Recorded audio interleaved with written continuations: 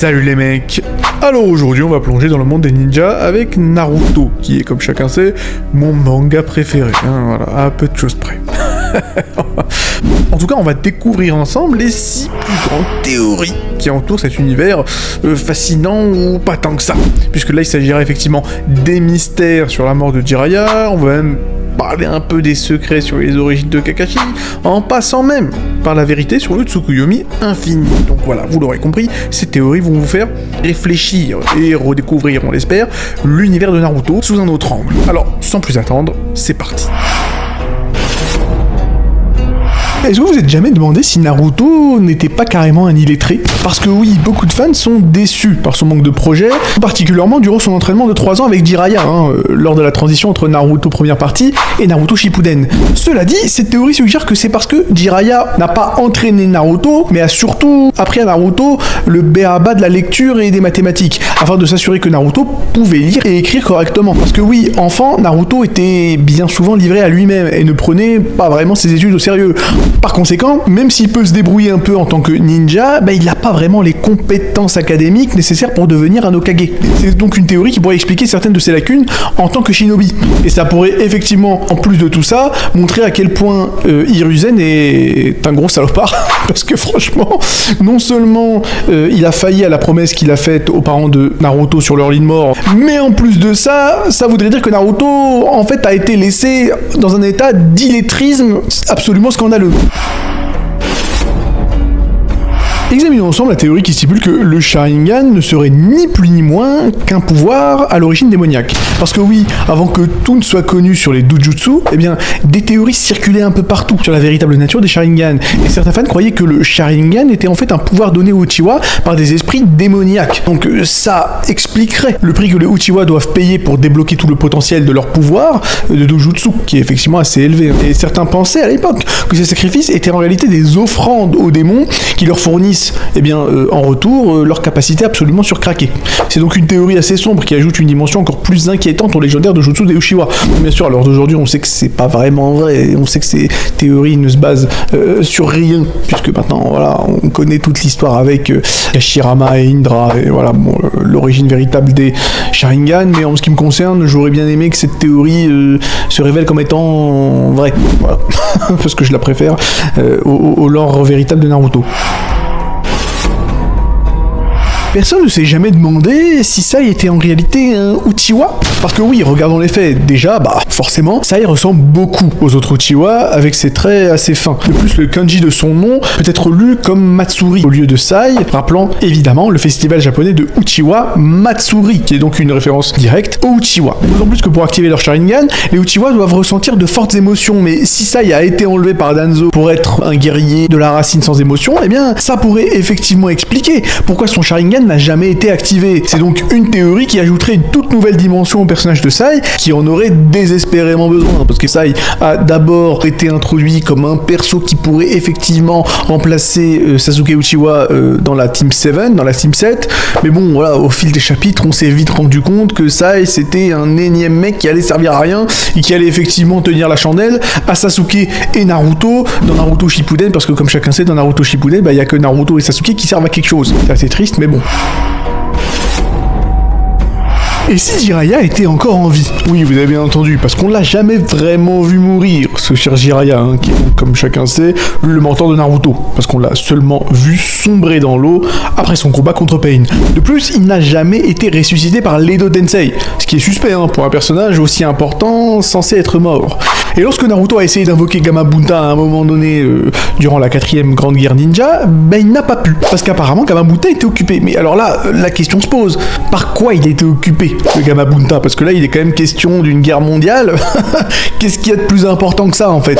Et le seul autre ninja, par ailleurs, capable de l'invoquer, le Gamabunta, c'est Jiraiya. Et même s'il semblait envoyer un message final à Naruto, le Jiraiya, il est difficile de croire que le légendaire Sannin n'avait rien d'autre dans sa manche pour se sauver. Et donc, toutes ces circonstances entourant sa mort, sont donc un peu louches et nous amènent à cette théorie intrigante, qui laisse penser donc que Jiraiya pourrait être encore là, quelque part. Et si la mère de Kakashi venait du clan Inuzuka? Parce que oui, il faut quand même y penser. On connaît bien effectivement le père de Kakashi, le fameux Croc Blanc, mais on n'a jamais vraiment parlé de la mère de Kakashi. On se demande bien de quel clan elle provient, cette chère daronne, d'autant plus que Kakashi, lui, utilise plusieurs techniques basées sur les chiens, comme le Lightning Beast Tragic Fang, et le fait également qu'il invoque des chiens pour l'aider au combat, exactement comme tous les membres de la famille Inuzuka. De plus, il faut pas oublier que Kakashi a un sens de l'odorat très développé, comparable même à celui de Kiba Inuzuka. Ce qui est donc une théorie qui tient debout, et qui suggérerait que Kakashi aurait hérité de toutes ses capacités de sa mère, membre du clan Inuzuka.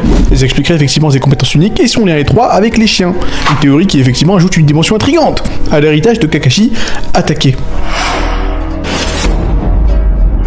N'avez-vous jamais remarqué que chaque membre de l'Akatsuki représente une motivation différente pour la guerre? Parce que oui, cette théorie est intéressante et mérite une attention particulière. Parce que d'après cette hypothèse, Pain et Conan représenteraient la paix. Parce que vous connaissez la maxime latine, hein, voilà, si vis pacem parabellum, qui veut la paix, prépare la guerre. Et donc ce serait effectivement une motivation pour faire la guerre, la paix. Ça a l'air effectivement un peu contre-productif, mais bon, bah, c'est comme ça que ça fonctionne. Idan serait donc la religion, donc évidemment, bon voilà, les croisades et tout le tout-team. Yakuzu, l'argent, j'ai envie de dire la base de la base. Kisame, le fait d'exposer les mensonges et l'hypocrisie des nations. Voilà, ça peut effectivement faire penser à une ou deux guerres civiles qu'on a pu voir passer ces dernières années. Itachi, bon bah le fait de protéger sa nation, bien entendu. Sasori et Deidara, ça pourrait représenter la motivation effectivement de changer diplomatiquement et durablement certains pays. Bon, Zetsu, la motivation là pour faire la guerre, ce serait de protéger une lignée, voilà, lignée royale ou je ne sais quoi, bon. Et Obito / Madara, ce serait effectivement pour imposer des idéaux afin de créer une coexistence unifiée, et surtout une coexistence assez forcée. Et donc cette théorie offre une interprétation profonde et presque littéraire de l'Akatsuki, montrant comment chaque membre incarne une raison différente pour laquelle les gens peuvent se faire la guerre. Parlons ensemble de la théorie qui stipule que le manga Naruto s'est en réalité terminé avec le Tsukuyomi infini de Madara. Parce que oui, et si toute la fin de Naruto n'était qu'un rêve, causé par le Tsukuyomi infini de Madara? Parce que oui, la fin de Naruto est un peu suspecte. Vraiment un méga happy ending de la mort qui tue, avec Naruto qui obtient toutes les récompenses qu'il pense mériter, c'est-à-dire devenir Hokage, la rédemption de Sasuke, la paix mondiale, et il a même une famille avec Hinata. Je veux dire, ça vous semble pas peut-être un peu trop parfait? Non? Parce que si on croit cette théorie, eh bien, ça voudrait dire effectivement qu'après l'activation du Tsukuyomi infini de Madara, eh bien, à partir de là, tout le reste, ce n'est qu'un rêve. Ce qui fait que Naruto n'a jamais vraiment réussi à surmonter le Genjutsu de Madara, et que tout ce que nous voyons après l'activation du Tsukuyomi infini est en fait ses désirs profonds, qui se réalisent dans une espèce de monde de rêve, et effectivement, bon, une perspective assez sombre, mais pour le moins fascinante. Et en ce qui me concerne, pour moi, ça aurait rendu le manga bien meilleur. C'est qu'il est évident que notre ami le grand frère Uchiha n'était pas du tout censé être un agent double au début de l'histoire, parce que au-delà du fait qu'il ne semble jamais transmettre aucune info à la direction de Konoha, en tout cas durant la première partie, Itachi a quand même l'air d'être assez déter pour capturer Naruto lui-même, en tout cas lors de la première partie, vous vous rappelez, quand il arrive à Konoha avec Kisame. Bon, je vous le dis, si Jiraiya et son gros crapaud d'éther n'étaient pas intervenus pour empêcher Kisame, justement, de littéralement égorger Naruto, bah le ninja blond aurait mangé cher. Ça, c'est le cas de le dire. Et Itachi ne semblait pas particulièrement vouloir le sauver non plus. C'est pas comme s'il était en mode non, s'il te plaît, Kisame, ne le frappe pas. C'est quand même... non, Kisame était en mode bon, je vais lui couper les jambes, comme ça il courra pas. Et voilà, derrière, tu vois Itachi en train d'hocher la tête, genre oui, vas-y. Ça n'a aucun sens, bref. Voilà, si le mec était censé protéger Konoha en Tsum Tsum et dans les ténèbres, non. Ben non, il aurait dû faire un truc, inventer, je sais pas moi, une excuse pour faire en sorte que Naruto ne se fasse pas blesser. Bref, il faut le dire, à mes yeux, il est évident que Kishimoto, donc le mangaka de Naruto, a initialement écrit Itachi comme un pur méchant en fait, pour ensuite rétro-pédaler lorsqu'il a vu à quel point les fans de Naruto étaient à fond derrière Itachi. Et donc, bon, à la suite de ça, il lui a fabriqué à la va-vite une backstory mal brancouillée qui nous explique que en fait Itachi était un mec bien depuis le début, tout était prévu, voilà, le mec c'est plus Kishimoto, c'est Aizen. Enfin ouais, d'accord, si tu veux. Et c'est ainsi, mesdames et messieurs, qu'Itachi s'est mangé l'un des plus gros retcons de l'histoire de la fiction. Bon, alors déjà, avant toute chose, c'est quoi un retcon? Alors, un retcon, c'est déjà la contraction de continuité rétroactive. Et c'est donc un terme utilisé en fiction qui désigne le fait que, parfois, les créateurs d'une histoire fictionnelle décident de changer ou d'ajouter des éléments à l'histoire qui modifient ou élargissent ce qui a été établi précédemment. Et le plus bel exemple de cela est sans conteste dans la trilogie originale Star Wars. Et oui, car lors de la sortie originale de ce film, en tout cas du premier film, c'est-à-dire Un Nouvel Espoir, la relation entre Luke Skywalker et Leia n'était pas du tout pensée comme une relation fraternelle. Cependant, alors que la trilogie se développe et que les deux opus suivants sortent coup sur coup, c'est-à-dire évidemment l'Empire contre-attaque et le Retour du Jedi, eh bien l'idée que Luke et Leia étaient en réalité frères et sœurs depuis le début a été introduite, ce qui a rétrospectivement changé le sens de certaines scènes et certaines interactions, nommément la fameuse scène où Luke et Leia s'embrassent. Je veux dire, bon, ça a failli partir en Lannister cette histoire, c'est des bails un peu trop sombres pour un être aussi innocent que moi. Voilà, je vous le dis direct. Et donc il est évident que voilà, c'est juste que George Lucas, donc le réalisateur, a décidé de oui, finalement, c'est sympa, on va faire en sorte qu'ils soient frères et sœurs. Ouais, mais... Alors ok si tu veux, mais ça aurait quand même été sympa de pas les faire s'embrasser lors du premier épisode. Enfin bref, peu importe. Bon, alors à présent que le terme est clair pour tout le monde, ça va nous permettre de revenir sur Itachi, car justement, l'une des plus grandes interrogations des fans concernant Itachi, et on en a déjà un peu parlé, c'est est-ce qu'il a toujours été écrit pour être un gentil depuis le début, ou si Kishimoto a changé d'avis en cours de route en constatant à quel point Itachi était populaire. Et le truc, c'est qu'il y a en réalité pas mal d'éléments qui pourraient donc corroborer l'hypothèse que Kishimoto a sciemment choisi de faire un 180 complet sur le personnage Itachi au beau milieu de l'intrigue. Et là, vous avez compris que ça, c'est clairement mon avis. Et le plus bel exemple de cela serait déjà avant toute chose le fait qu'il ait usé de son Mangekyo Sharingan sur le petit Sasuke, que apparemment Itachi aimerait plus que tout au monde. Oui, c'est ça. D'accord, ok, si tu veux, oui.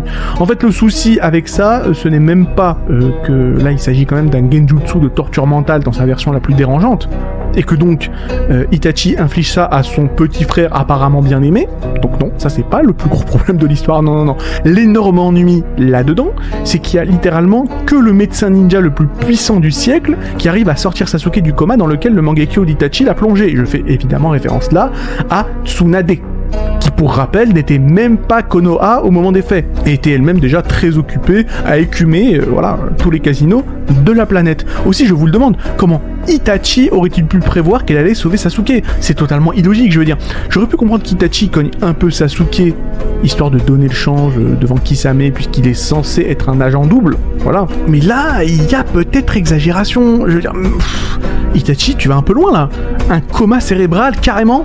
Je veux dire, ok, non mais ça n'a aucun sens, je veux dire. C'est comme si, à la fin d'Harry Potter et le prince de sang mêlé, après que Rogue ait tué Dumbledore et que Harry se jette à sa poursuite, tu voyais Rogue, agent double, tout comme Itachi, sauter à pieds joints sur la nuque de Harry, spammer des sortilèges de coma cérébral sur son crâne, enfin, ça n'aurait strictement aucun sens. Et au lieu de ça, heureusement, Rogue se contente juste de neutraliser Harry, afin que les autres mange-morts ne crient pas qu'il est un agent double, mais sans pour autant déboîter le mec non plus. Il est pas fou, quoi. Je suis vraiment désolé, mais le plan d'Itachi n'a réellement ni queue, ni tête. Le mec, je le rappelle, tue absolument tous les Uchiha, sauf son petit frère, parce qu'il voulait que ce dernier grandisse en le haïssant, afin de le pousser à devenir toujours plus puissant pour se faire vengeance, et qu'au final, il protège Konoha, le Sasuke. Non, enfin, qu'est-ce que tu racontes? What? Parce que je ne vois vraiment pas comment c'est censé motiver Sasuke à rester du côté des gentils, entre guillemets, et de protéger Konoha. Et c'est justement exactement le contraire qui se passe, justement, puisque le ressentiment de Sasuke vis-à-vis de ce que lui a infligé Itachi le pousse à quitter Konoha, à trahir son village et même à rejoindre Orochimaru puis l'Akatsuki, et finira par vouloir carrément détruire Konoha. Donc bien ouais Itachi, le compte est bon frérot, bravo, le plan a marché à merveille, bravo. Donc bref, la manœuvre de Itachi est un véritable fiasco, et c'est pas peu de le dire, je ne sais vraiment pas trop ce qui s'est passé dans la tête d'Itachi, ni même dans celle de Kishimoto à vrai dire, mais j'appelle pas ça un bon développement de personnage. Pour moi, tout cela est bien la preuve que le rôle et le personnage même d'Itachi ont changé complètement en cours de route, et ce personnage est sans nul doute le plus gros exemple de retcon que j'ai vu dans ma vie. Est-ce qu'on pourrait tous se mettre d'accord à un moment donné sur le fait que Kakashi soit quand même le pire professeur de l'histoire des shonen? Je veux dire, ce serait quand même sympa de partir sur un postulat commun. Parce que, je veux dire, le mec se concentre uniquement sur Sasuke pendant un mois entier pour lui apprendre le Chidori, alors qu'il est le sensei de la Team 7, je veux dire, qui comprend quand même 2 autres membres. Il serait sympa de le rappeler. Kakashi donc n'enseigne pas le moindre jutsu à Sakura, alors qu'il est censé être El Famoso Ninja Copier au Michutsu, merde, je sais pas, il aurait pu quand même lui apprendre un petit genjutsu histoire d'eux. À côté de ça, il file Naruto au pire ninja de la planète, j'ai nommé Ebisu, alors que Naruto, je le rappelle, était censé se taper contre putain de Neji, enfin voilà, le mec c'est un criminel quoi. Kakashi c'est un criminel. Ça veut dire qu'il y a un mec de ta team qui va se battre contre Neji le génie, et la meilleure chose que tu trouves à faire, c'est de le filer à Ebisu quoi, ton boulin. Le mec c'est un assassin quoi. Enfin bref. Ensuite, quand Naruto et Sasuke se barrent à la fin de la première partie, Kakashi perd totalement contact avec Sakura alors qu'ils vivent quand même dans la même putain de ville. Je veux dire, il fait même pas semblant d'en avoir quelque chose à foutre, c'est assez affolant quand même. Le Kakashi, franchement, en tant que prof, bon, je pense qu'on aurait pu trouver mieux.